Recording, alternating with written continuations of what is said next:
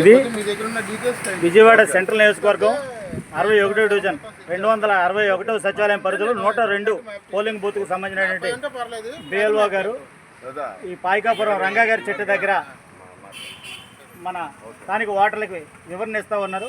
Sir, దీనికి సంబంధించి ఏం లేదు, స్పెషల్ ఇంటెన్సివ్ రివిజన్ అని చెప్పిన ఎస్ఆర్ఐ పేరుతో భారతదేశ వ్యాప్తంగా కూడా ఒక కొత్త ఓటర్ ప్రక్రియ మొదలైంది. ఆల్రెడీ ఓట్లు ఉనే వాళ్ళందరం కూడా ఇప్పుడు ఉన్నట్టు బిఎల్ఓలు వచ్చి మీకు కొత్త అప్లికేషన్ ఇస్తారు. ఈ అప్లికేషన్ ద్వారా మీరు 2 ఫోటోలు ఇవ్వటం, మీ ఆధార్ కార్డు ప్రూఫ్ చూపించడం, మీ ఓటును భద్రపరచుకోవడం, అంటే కాపాడుకోవడం. ఎవరైతే మనం డీటెయిల్స్ ఇవ్వమో ఆ ఓట్లన్నీ కూడా పోతాయి. మళ్ళీ తర్వాత పోయిందని చెప్పి అనుకోకుండా మన ఓటును మనం రక్షించుకోవడానికి అన్ని పార్టీలకు సంబంధించినటువంటి బూత్ ఏజెంట్లు వస్తారు, పార్టీ బిఎల్ఓలు వస్తారు, ప్రభుత్వ బిఎల్ఓలు వస్తారు. వాళ్ళకి మీ యొక్క డీటెయిల్స్ ఇవ్వండి. ఈ ప్రక్రియ ఈవేళ నుంచి మొదలైంది, ఒక 4 రోజుల పాటు సాగుతుంది. ఓకేనా?